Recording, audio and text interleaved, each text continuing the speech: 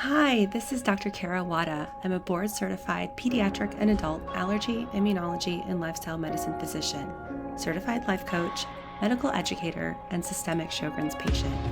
The purpose of this podcast is to educate and empower while discussing all things related to allergies, autoimmunity, and anti-inflammatory living. My goal is to help you navigate the healthcare and wellness industries with more clarity and control. If this sounds incredible to you, then you are in the right place. Welcome back, everyone, to this episode of the Crunchy Allergist podcast. My name is Dr. Kara Wada. I am a board-certified pediatric and adult allergy, immunology, and lifestyle medicine doc, certified life coach, and systemic Sjogren's patient. And I am so incredibly excited and overjoyed to welcome a colleague and someone that has been inspiring me for, oh goodness, about 5+ years. And I'll explain a little bit more about that. But that is Dr. Maureen Michele. She is an award-winning leader, life coach, author, and physician. As a general pediatrician and allergist immunologist, she has spent her career caring for patients with a variety of acute and chronic health problems. She's a military veteran and has enjoyed using her storytelling talent to teach young physicians the art of medicine, including me. She is an accomplished life coach who helps parents of chronically ill children regain control of their lives and thrive at fulfillment. Maureen is a mother of 3 amazing children and has firsthand experience with being a parent of a child with long-term health issues, and we're going to dive all into that. I always like to start off our episodes with a little bit about how we met.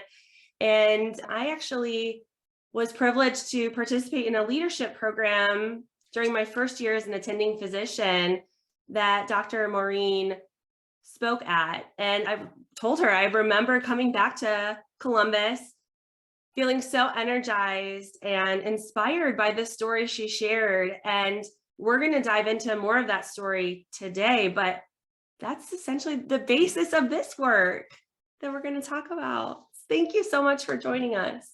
Kara, I am so excited to be here, and I am so happy that our paths crossed again in a different way. It is funny how the universe works sometimes. It is, and it's these little breadcrumbs, and it's so funny. I was reflecting back earlier this week just on where I was as a human at that point in time, leaving that conference. At O'Hare Airport, I was running to try to catch my flight. I went to the wrong gate and I had a pretty significant asthma attack. I had never had one, which was, I had some exercise symptoms, but I just recall, and it predated my diagnosis of Sjogren's. As you think about these different little breadcrumbs of where things fall in your life, it really is sometimes magical. It truly is. It truly is. And just how things came about with the two of us reconnecting, and how we're going to talk about my book and how that came about. It is truly like paying attention to all of these little breadcrumbs, as you call it, in life, like really lead you down a spectacular path. Absolutely. And maybe if you wouldn't mind just sharing with us how you are where you are now. Yeah. What about your story? So I have grown up always wanting to be a doctor, and not just wanting to be a doctor, but wanting to be a pediatrician specifically. Even can remember when I was a kid playing the game of life. Like I would want to draw the doctor card and want to fill my little car with the peg children. And so I went to college, joined ROTC, and that's how I entered the military, still with this desire to be a physician. Went off to the military's medical school, graduated, went into pediatric residency, and was like living my best life, watching my dreams come true. And everything came to a screeching halt when during my third year of pediatric residency, my daughter, who's my second child, was diagnosed with neuroblastoma at the age of 6 months. That was a massive gut punch, and thought like life was over. How was I going to do this? I didn't want to do this. This wasn't part of my dream. She was 6 months old at the time. I continued in residency, was on a leave of absence for a little while as she went through surgery and chemo and the whole works. She did great, survived, went and did annual follow-ups, had been cancer-free. Everything was fantastic. And I was like back on my journey of knowing that, okay, this was just a road bump in life, and all of the things I dream about can truly come true, that I can forget about this, put this all behind me. I continued as a military physician. And when Kylie, my daughter, was then age 12, she just out of the blue one weekend, I noticed was like going to the bathroom and peeing very frequently. I kept asking her questions like, what's the matter with you? Is everything okay? Or does it hurt when you pee? Are you going the normal amount? What's going on? And everything was fine. Like yeah, Mom, I'm going the normal amount. It doesn't hurt. So I was like, this is just weird.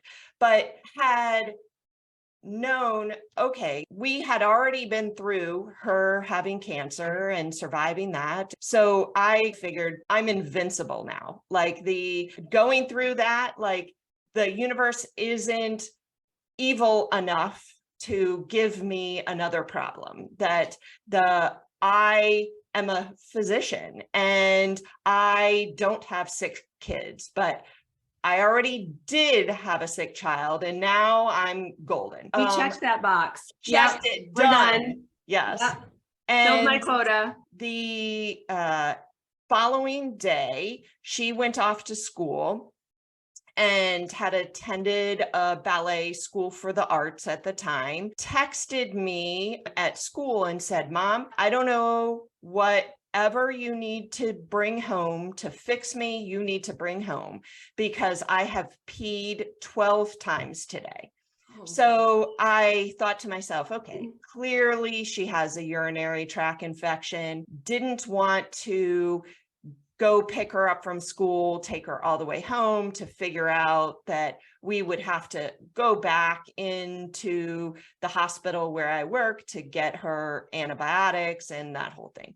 So I decided I was going to be her physician, and I was going to bring the supplies to her school.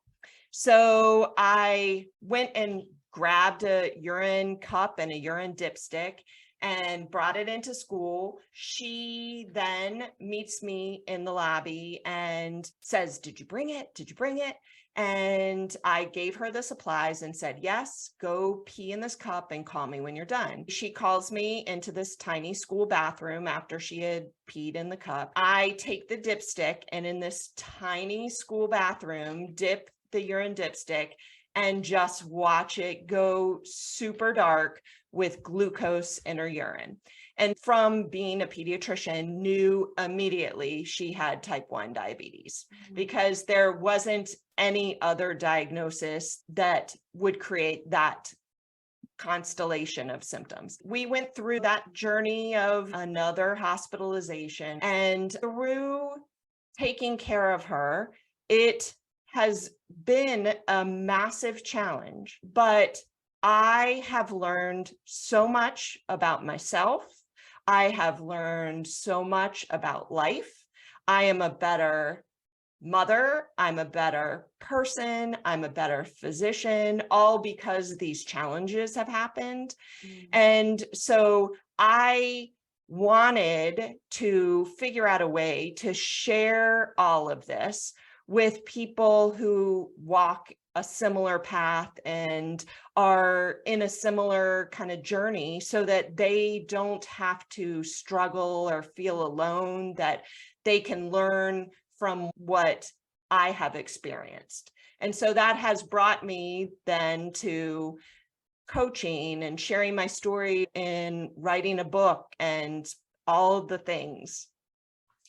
Will you tell us a little bit about your book? What is it called? And what will we gain from reading it? Absolutely. The title of the book is Reclaiming Life. It is a parent's guide for caring for chronically ill children. The book is filled with stories of what I've experienced as mom through Kylie's journey with pediatric cancer, through Kylie's journey with diabetes. And then each chapter of the book is related to a specific topic. So for example, there is a chapter on fear.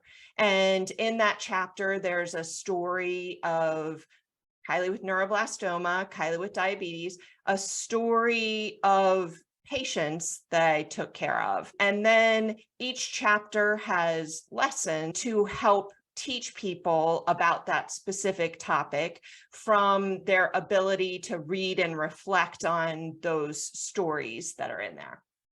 So it sounds like this would be a great resource for any, especially any parent that is dealing with a kiddo with any serious health condition, food allergy, significant asthma, certainly pediatric cancer, all these things that for many of us as a mom, some of the things that keep us up at night.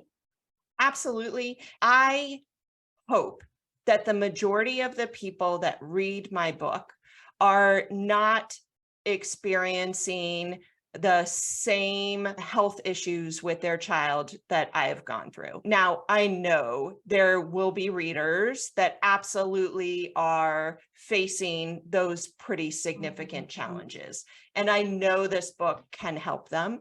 But I will also say that my hope is that there are readers who can learn from the lessons that I provide, even with children with learning disabilities or autism, or like you said, things in our allergy wheelhouse, I'm just asthma thinking and food allergy and esophagitis, like, oh absolutely. goodness.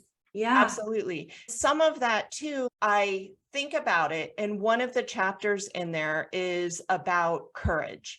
And I have seen it, and I'm sure you have too. The ability for a parent to have courage to advocate for their child is so valuable, because some parents who don't come from a medical background come into the physician's office and are terrified to ask questions. And I, as a physician, just want them to leave with a great understanding of what's going on with their child so that they're better able to take care of their child. And advocating in the school is another thing. So the lessons that I write about in the book, I think is very applicable to any parent that is facing an issue with their child. I will also say that folks who aren't even parents can learn from the book. I, in my journey, have lectured to residents about being on the patient side of medicine and learning what patients go through, I think, makes us a stronger physician. Absolutely. But even just having somebody who maybe even doesn't have kids or doesn't have a medical background, that their ability to appreciate the things that other parents go through is so important.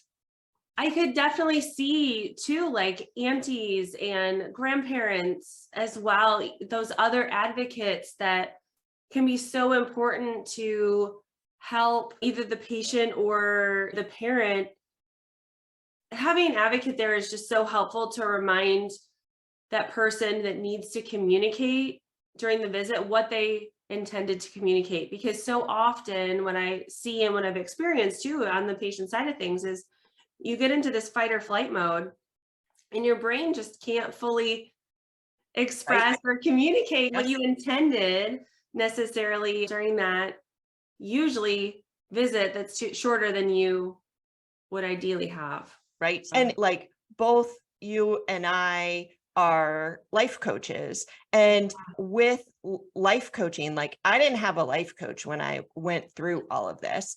And just having somebody, and you had mentioned like aunties and grandparents, and that having somebody who can remind somebody going through a struggle that it's okay, like they're doing the best that they can, and there are tough times in life, but we're gonna get through it.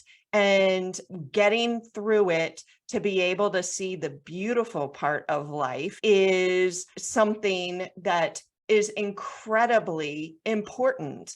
And taking that experience and like making lemonade out of lemons is something that a coach can help with working with somebody to do, that having that feedback from a family member or a friend to be a reminder is, I think, in reflecting on my experience, would have been an incredibly valuable thing to have at the time.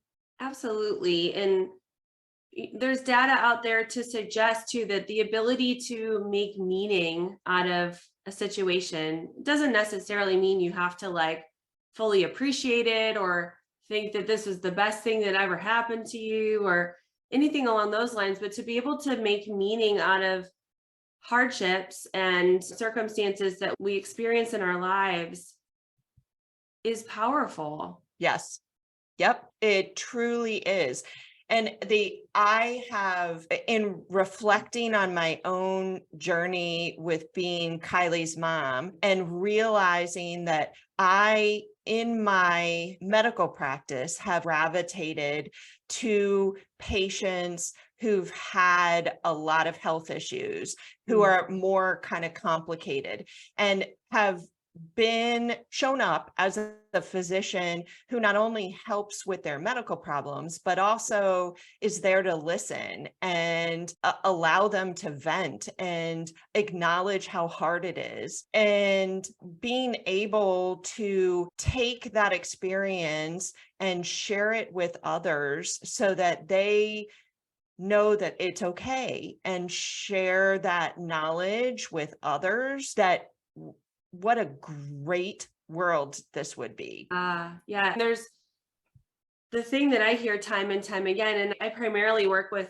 an adult population, but just being felt like you've been seen and heard Yes. and having that experience validated and feel like you're believed is a powerful part of that healing dynamic and that healing relationship between physician, healthcare professional, and the person who's coming in looking for help. Yes.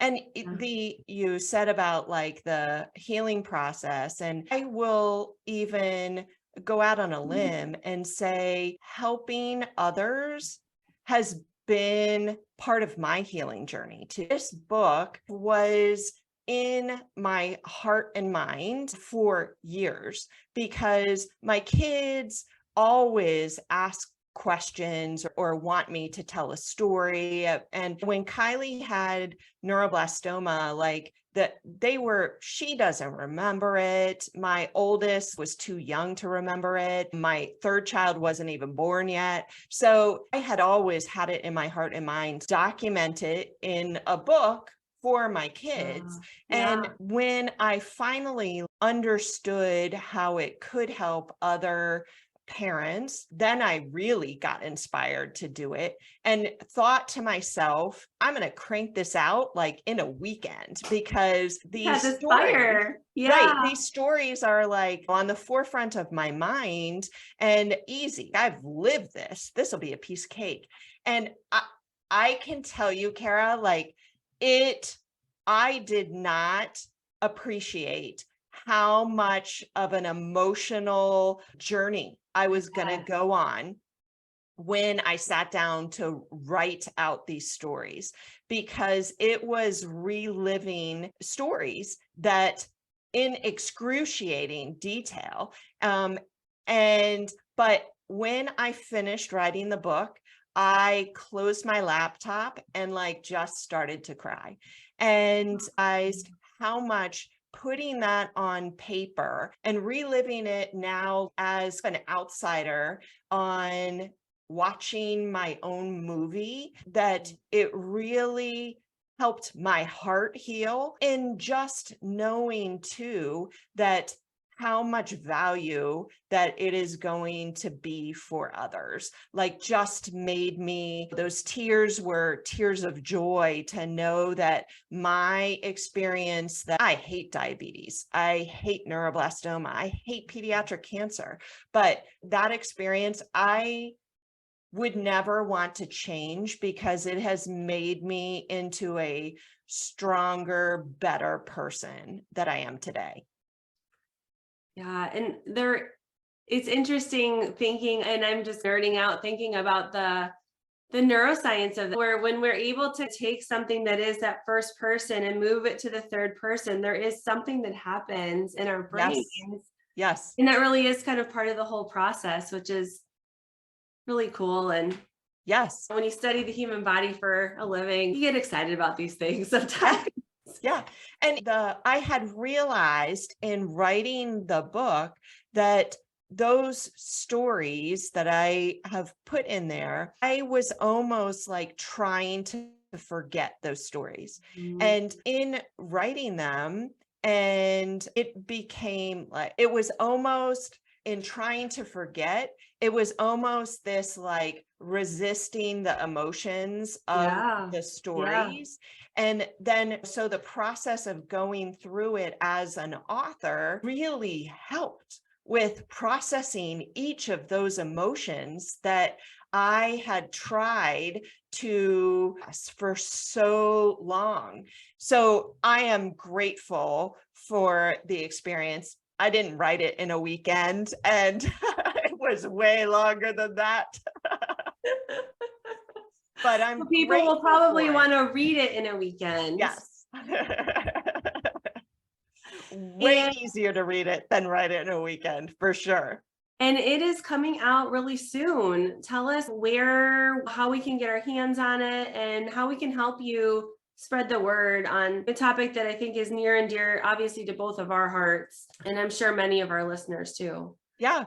So the book will be available on Amazon on December 13th. The way to get it is, it's called Reclaiming Life. It can be found on Amazon. I also have a website that is maureenmichelemd.com. The book can be found on the website too. Spreading the word, I would just love for your listeners to check it out and read it, learn something from it, write a review on Amazon, share it with a friend, share it with somebody who is going to need it and doesn't have the strength or courage to add it to their Amazon cart.